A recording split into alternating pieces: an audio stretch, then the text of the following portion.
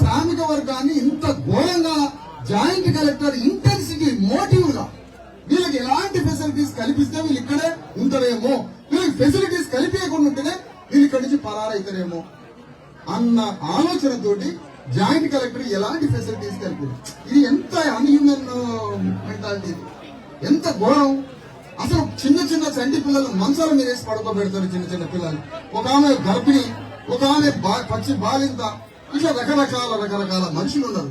కాబట్టి కార్యాచరణ ఎంత మనల్ని అవమానిస్తే మన యుద్ధం అంత బలంగా సాగాలని మిమ్మల్ని కోరుతున్నానమ్మా. ఎంత అవమానిస్తే మన పోరాటం అంత పెరగాలి తప్ప ఇది ఆత్మగౌరవం. మనలాంటి వాళ్ళే రాష్ట్రం అంతా పేదలు అందరూ ఉన్నారు. ఇలాంటి భూములు ఆదిపట్లలో ఉన్నాయి, చెప్పాను, రంగారెడ్డి జిల్లాలో ఉన్నాయి, ఇక్కడ నల్గొండ జిల్లాలో ఉన్నాయి. ఎక్కడ కూడా ఇట్లా స్థలాలని ప్రభుత్వం గుంజుకొని పేదల్ని ఎల్లగొట్టిన సంఘటన ఏ జిల్లాలో లేదు. ఖమ్మం నుంచి ప్రారంభించాలనుకుంటున్నారు ఈ ముగ్గురు మంత్రులు. ఒకటే మేడం గారు ఇక్కడ మీ అందరికీ, ఇక్కడికి వచ్చిన వాళ్ళకి జర్నలిస్టులకి చెప్పేది ఏంటంటే, ప్రభుత్వం ఒక్క సెకండ్ నిర్ణయం తీసుకుంటే రెగ్యులరైజ్ చేసి పట్టాలి. ఒక్క సెకండ్ నిర్ణయం తీసుకుంటే, గవర్నమెంట్ డెసిషన్ తీసుకుంటే కాగితాలు ఇవ్వచ్చు. ఒక్క మాట. ఇప్పటికే గవర్నమెంట్ ఖమ్మం బాధితుల, వెలుగుమట్ల బాధితుల పనితో వీళ్ళని చేసిన మోసంతో గవర్నమెంట్ ఎంత డ్యామేజ్ కావాలో, ఎంత పరువు పోవాలో అంత పరువు పోయింది. పరువు పోయినా కూడా మీరు ఇప్పటి వరకు ట్రాన్స్ఫార్మ్ కాలేదు. ఎందుకు కాలేదంటే మీ మీద సరి అయిన సెగతో మీ గొంతు మీద కూర్చొని యుద్ధం మొదలు కాలేదు కాబట్టి. కానీ ఈ రోజు నుంచి యుద్ధం మొదలైతే ప్రకటిస్తాము. అందుకని దానికి సంబంధించిన కార్యాచరణ చేద్దామమ్మా. కొంతమంది బాధితులు ఇంకా ఆ రోజు దాదాపు 150 మంది మాట్లాడింది, ఇంకొక 5-10 మంది ఈ సమస్యను ఇంకా కొంత విపులంగా విన్న తర్వాత మనం బయలుదేరాలి. ఇక్కడ ఒక విషయం మనం గమనించాలి. జనరల్ గా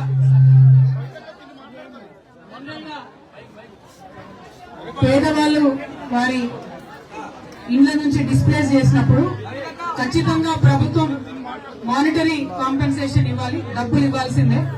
మనకి ఎన్ని రోజులైతే మనం కూలీ నష్టపోయినామో, మన ఇల్లు వాళ్ళు ఇబ్బంది పెట్టి ఏ విధంగా అయితే మనల్ని నడి రోడ్డు మీద పడేశారో దానికి కూడా వాళ్ళు డబ్బులు కట్టి ఇవ్వాలి, దాని నష్టపరిహారం కట్టి ఇవ్వాల్సిందే.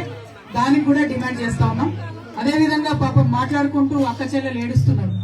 ఒకటే విషయం, కన్నీళ్ళు కార్చొద్దు, కన్నీరు అసలే కార్చొద్దు. కళ్ళలోంచి నిప్పులు జరగాలి. అర్థమవుతుందా? కన్నీరు కార్చే టైం కాదు. గట్టిగా ఉండండి, బలంగా ఉండండి. ఏం కాదు, మీ భూములు వచ్చేంత వరకు మీ వెనకాలే నిలబడి ఉంటాం. జై తెలంగాణ. ఏం పేరు? చిన్న సలోని మాట్లాడాలి. నమస్తే మేడం, నా పేరు కే సలోని. నేను ఇక్కడ 9th క్లాస్ నుంచి ఈ భూదన్ వెలుగుమట్లలోనే చదువుకుంటున్నాను. 9th నుంచి నా 9th అక్కడ అయిపోయింది. 10th, ఇంటర్, డిగ్రీ మొత్తం నేను అక్కడే కంప్లీట్ చేసుకున్నాను. ఆ రోజు ఫస్ట్ డే ఏవైతే పరిస్థితులు ఉన్నాయో, ఫస్ట్ డే నుంచి ఇన్ని సంవత్సరాల వరకు కూడా అదే పరిస్థితులు ఉన్నాయి. కరెంట్ లేకుండా, నీళ్లు లేకుండా, ట్రాన్స్ఫర్మేషన్ లేకుండా, రోడ్స్ లేకుండా, మినిమం ఫెసిలిటీస్ లేకుండా మేము అక్కడ అన్ని సంవత్సరాలు ఉన్నాం మ్యామ్. కనీసం ఖమ్మంలో 3 మంత్రులు ఉన్నారు, ఒక్కరు కూడా మమ్మల్ని పరామర్శించడానికి రాలేదు. కలెక్టర్ ఉన్నారు, కలెక్టర్ ఎక్కడెక్కడికో వెళ్లి పరామర్శించి ఎక్కడెక్కడ సమస్యలు తీరుస్తున్నారు. కానీ ఆయన 4 అడుగులు వేస్తే మా స్థలం వస్తుంది. ఆయనకి సంవత్సరం అంతా వర్క్ చేసిన తీరని సమస్యలు మా దగ్గర ఉన్నాయి మ్యామ్. అయినా కానీ ఆ కలెక్టర్ ఒక్కసారి కూడా రాలేదు. ఆయన కలెక్టర్ గురించి మాట్లాడుతున్నాను. ఆయన వాళ్ళ కింద పనిచేస్తున్నా అర్థం కావట్లేదు, మా కోసం పనిచేస్తున్నా అర్థం కావట్లేదు. ఆయన చదివిన చదువు అంతా ప్రజల సమస్యలు ఎట్లా తీర్చాలని. కానీ ఆయన ఒక్కసారి కూడా ఇక్కడ 700 కుటుంబాలు ఉన్నాయి మ్యామ్. ఒక్క కుటుంబానికి సమస్య వచ్చిందంటేనే బాధ్యత కలిగి వాళ్ళ కుటుంబ సమస్యను తీర్చే బాధ్యత ప్రభుత్వానికి ఖచ్చితంగా ఉంటుంది. ప్రతి కుటుంబం మీద బాధ్యత ఉంటుంది. కానీ ఇక్కడ 700 కుటుంబాలు మేము సమస్యల్లో ఉన్నాం మ్యామ్. ప్రతి సమస్యలు ఉన్నాయి. ఇక్కడ అందరూ గర్భిణీ స్త్రీలు ఉన్నారు, చదువుకునే పిల్లలు, చిన్న పిల్లలు, ప్రతి సమస్యతో ఉన్నారు మ్యామ్. ఇక్కడ ఇర్రెస్పాన్సిబుల్ గవర్నమెంట్ చెప్పాలంటే అసలు ఏం పట్టించుకోవట్లేదు. అండ్ మాకు మనిషి బ్రతకడానికి కావలసిన మౌలిక వసతులు కూడా లేవు. మళ్ళీ మాకు అన్యాయంగా వెళ్తున్నామా అంటే అది కూడా కాదు మ్యామ్. మాకు అన్ని ఆర్డర్స్ ఉన్నాయి. మాకు నాట్ ఎంటర్డ్ ఆర్డర్ వాళ్ళకి వచ్చింది. వాళ్ళు రాకూడదు, వాళ్ళు వచ్చి మమ్మల్ని ఏం అనకూడదని ఆర్డర్ కూడా వచ్చింది. ఒక ఆర్డర్ అక్కడ నివసిస్తున్న ప్రజలకి తక్షణమే వాటర్, కరెంట్, అక్కడ నివసిస్తున్న ప్రజలకి అన్ని ఫెసిలిటీస్ కల్పించండి అని హైకోర్టు నుంచి, సుప్రీంకోర్టు నుంచి ఆర్డర్స్ వచ్చాయి. ఆర్డర్స్ పట్టించుకోలేదు. నాట్ ఎంటర్డ్ ఆర్డర్ వచ్చింది, ఆర్డర్ పట్టించుకోలేదు. స్టేటస్ కో వచ్చింది, ఇల్లు ఇయ్యొద్దు, ఇల్లు తీయొద్దు, ఆర్డర్ పట్టించుకోలేదు. గవర్నమెంట్ ఇప్పుడు రేవంత్ రెడ్డి గారు ఉన్నారు. ఆయన పదవి చేపట్టేటప్పుడు ప్రమాణ స్వీకారం చేసేటప్పుడు ఒక మాట అని అంటారు, I definitely respect constitutional rights and provisions and policies అని చెప్పారు. కానీ ఎక్కడ madam, high court supreme court orders follow అవ్వట్లేదు. ఆయన ఇంకేం చేస్తారు? అక్కడ ముగ్గురు మంత్రులు చెప్పుకోవడానికి తమలో ఇది చాలా సిగ్గుచేటు. ముందు వాళ్ళకే అనిపించాలి, ముగ్గురు మంత్రులండి ఇంతమంది రోడ్ల మీద పడి ఇంతమంది పరామర్శించడానికి వస్తున్నారంటే ముందు వాళ్ళకి సిగ్గుచేటు. మాకు ఇంకా చెప్పుకోవడానికి ముగ్గురు మంత్రులని.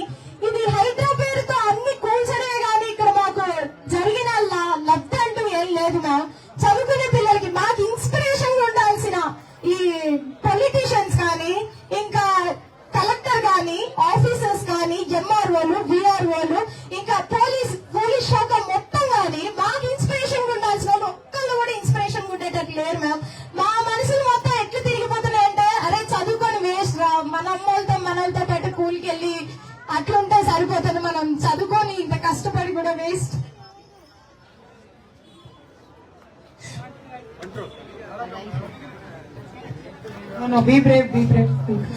కష్టపడి రూపాయి కూడేసుకొని ఇక్కడ అందరూ కూలికి వెళ్ళే ప్రజలు ఉన్నారు. రూపాయి కూడేసుకొని కష్టపడి మా ఇల్లే మాకు సర్వస్వం అని ప్రతి ఒక్కరూ కట్టుకున్నాం మ్యామ్.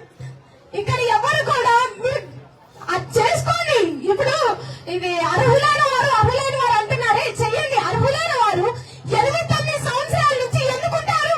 ఏ ఫెసిలిటీ లేకుండా అర్హులైన వాళ్ళు కరెంట్ లేకుండా నీళ్లు లేకుండా ఎందుకుంటుంది ఇక్కడ? మీరు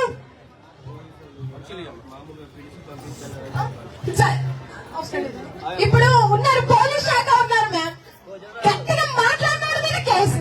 ఇదేంటి అసలు మాకు అర్థం కావట్లేదు మ్యామ్. ఇప్పుడు మేము సిస్టమాటిక్ మేనర్ లో వెళ్దాం రండి అని మేము అంటున్నాము.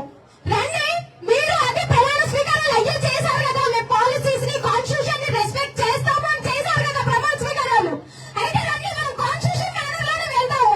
ఇప్పుడు మేము సుప్రీం కోర్టు కానీ మేము చల్లా చెదురు చేయాలంటే మాకు ఒక నిమిషం పట్టదు మ్యామ్. ఇక్కడ మేము 700 కుటుంబాలు ఉన్నాం. మేము వెనక ముందు ఆలోచించకుండా మేము చల్లా చెదురు భవనాలు కానీ ఏవైనా కానీ చల్లా చెదురు చేయాలంటే మాకు నిమిషం పట్టదు. మేము సిస్టమాటిక్ మేనర్ లో వెళ్తున్నాము. మేము కోర్టు ఆర్డర్స్ అని ఇక అన్నింటిని రెస్పెక్ట్ చేసుకుంటూ, గవర్నమెంట్ ని రెస్పెక్ట్ చేస్తూ, ఇక హైకోర్టుని రెస్పెక్ట్ చేస్తూ మేము కోర్టు ఆర్డర్స్ పట్టుకొని వెళ్తున్నాము. మాకు అన్నిటికీ ఇక్కడ పట్టాలు ఉన్నాయి, పట్టాలు ఖచ్చితంగా ఉన్నాయి. భూదాన్ బోర్డు వాళ్ళు ఎవరెవరు అర్హులో వాళ్ళ వరకు గుర్తించి, ఎవరైతే రెంట్స్ కొంటున్నారో, ఎవరైతే ఇబ్బందులు పడుతున్నారో వాళ్ళని గుర్తించి ఇక్కడ 2014లో ఇచ్చారు మ్యామ్. అప్పటి నుంచి లేనిది ఇప్పుడు ఏంటి? అప్పుడే రావాలి కదా. ఇప్పుడు మన భూమిలోకి వచ్చేవాళ్ళని వేసుకుంటే ఒక నెలలో ఉండనిస్తామా మ్యామ్? ఉండలేం కదా. మరి 8 సంవత్సరాలు 10 సంవత్సరాల నుంచి మా ఆశలన్నీ ఇక్కడ అని ఇల్లులు కట్టుకుంటే ఒక్క నిమిషంలో జేసీబీతో వచ్చి కూలిస్తే మళ్ళీ అర్హులైన వాళ్ళు ఇప్పుడు ఎవరుకుంటాం మ్యామ్? సొంతూరులో ఇల్లు 2-3 అన్నదమ్ములు ఉన్న వాళ్ళు ఉంటారు. వాళ్ళందరూ ఒక్కింట్లోనే బ్రతుకుతారా? అమ్మ నాన్నలు ఉంటారు, వాళ్ళతోనే బ్రతుకుతాం అందరం. మేము బయటకు వచ్చి పనులు చేసుకొని బతుకుతాం. మా కుటుంబాలు సపరేట్ లేవా? ఇప్పుడు ఆయనకి చాయ్ తాగడానికి ఒక హోము, టిఫిన్ ఒక హోము, లంచ్ కో హోము, డిన్నర్ కో హోము, అక్కడెక్కడెక్కడ మొత్తం ఏ ప్లేస్ నచ్చితే అది కొనుక్కొని చేసుకుంటారు. ఇప్పుడు మాకు సొంతూరులోకి ఇల్లు ఉండొద్దు, మాకు బ్రతకడానికి ఒక ఇల్లు ఉండొద్దా? ఒక్కిల్లే ఉండాలి. ఇదే రూల్ మాకు అర్థం కావట్లేదు. ఇప్పుడు మొత్తం ఈక్వాలిటీ బిఫోర్ లా అంటారు కదా. ఇప్పుడు మరి వాళ్ళకు కూడా మరి అర్హులైన వారు నాయకులు ఎవరో అర్హత వాళ్ళకు కూడా గుర్తించాలి కదా మ్యామ్. ఈ రూల్ మాకు పెట్టారంటే ప్రతి ఒక్కరికి, మీకు అందరికీ కూడా వర్తిస్తుంది మ్యామ్. పొలిటీషియన్స్ అందరికీ వర్తిస్తుంది. వాళ్ళకి ఖచ్చితంగా ఒకటే ఇల్లు ఉండాలి. మేము కూడా రూల్ పెడుతున్నాం మీరు కూడా వచ్చి వెళ్ళిపోయే వారిగా ఉంటారని మేము అసలు అనుకోవట్లేదు. You are the best information to every women ma'am. So thank you. మీరు అలా న్యాయం చేస్తారని అనుకుంటున్నాను మ్యామ్. బాగా అవుతుంది, అర్థమవుతుంది. నా రిక్వెస్ట్ ఏంటంటే ఇంకెవరైనా మాట్లాడతాను.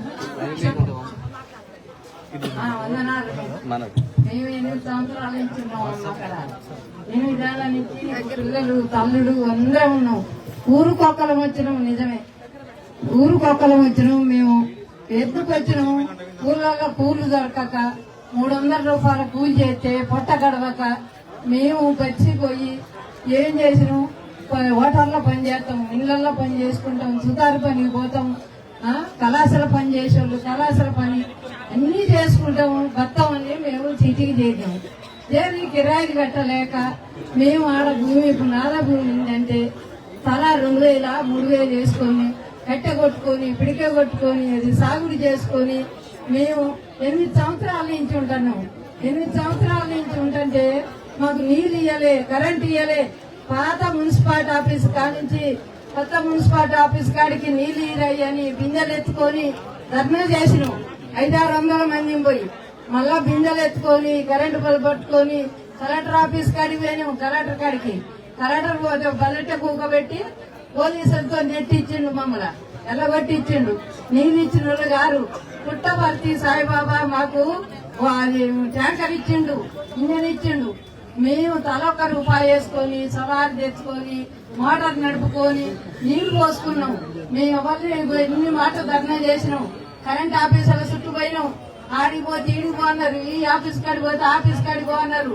అయ్యా మాకు మేము తలా 2000 వేసుకొని మేము సొంతం కొనుక్కుంటాం, సొంతం కరెంటు కొనుక్కుంటాం. అయ్యా మాకు కరెంట్ ఇయ్యా అని మేము కరెంట్ ఆఫీసర్ల చుట్టూ కూడా తిరిగినాం. కరెంట్ కూడా ఇయ్యలే, మమ్మల్ని అన్యాయం చేసిర్రు. మా భూములు మాకు కావాలి. మేము కష్టపడ్డాము ఆ భూమి మీద, మేము రక్త పట్టు అడిపినాం ఆ భూమి మీద. మేము ఎకరాలు అడగలే, మాకు 100 గజం చోటు మాది మాకు ఇయ్యాలి. మా గుడిసెలు కూడగొట్టిర్రు, మా ఇల్లు కూడగొట్టిర్రు, మమ్మల్ని పచ్చలం చేశారు.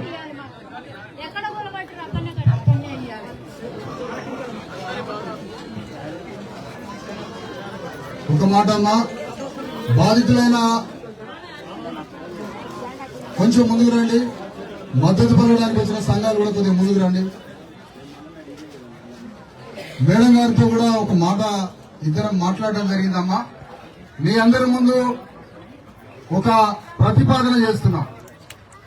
ఆ ప్రతిపాదన మీ అందరూ అంగీకరిస్తే ఆ కార్యాచరణలోకి వెళ్ళిపోదాం. ఆ పనిలో మనకి జరిగిన ఈ తీవ్ర అన్యాయం ఇన్ని రోజులైతుంది. ఇన్ని రోజులు గడిచినా ప్రభుత్వం నుంచి ఎలాంటి కదలిక లేకుండా రాష్ట్ర వ్యాప్తంగా బాధితులైన వారి మీదనే కేసులు పెడుతుంది రాజ్యం గవర్నమెంట్.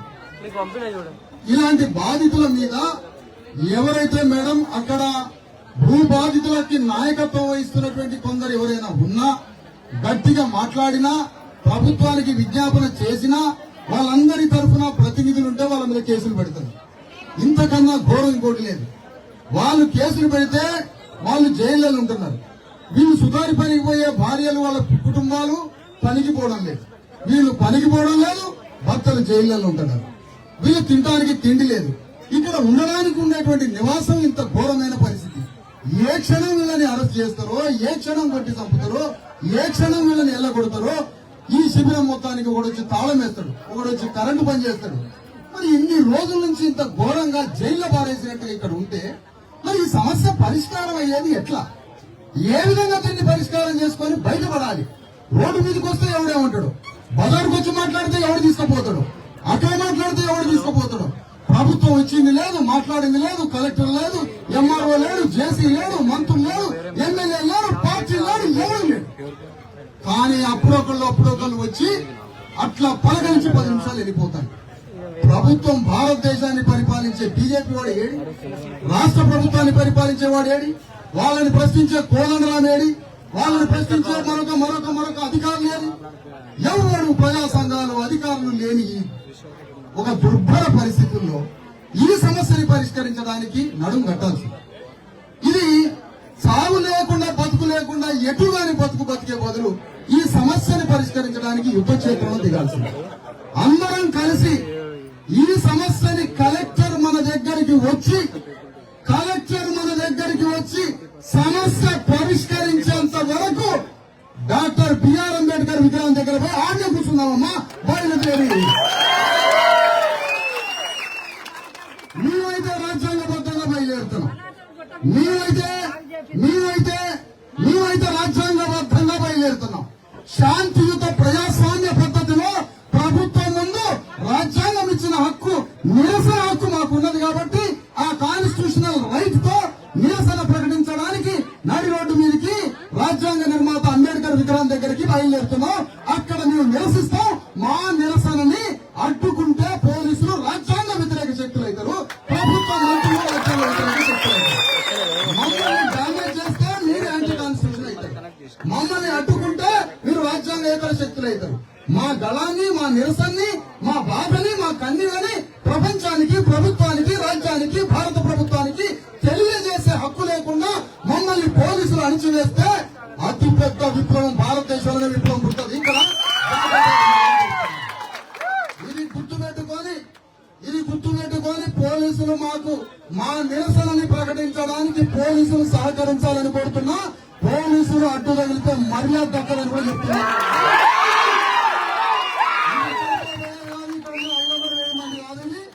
ఇది 500,000 మందితో కాదు, తెలంగాణలో 1 కోటి మంది పేదల ఆత్మగౌరవ సమస్య ఇది.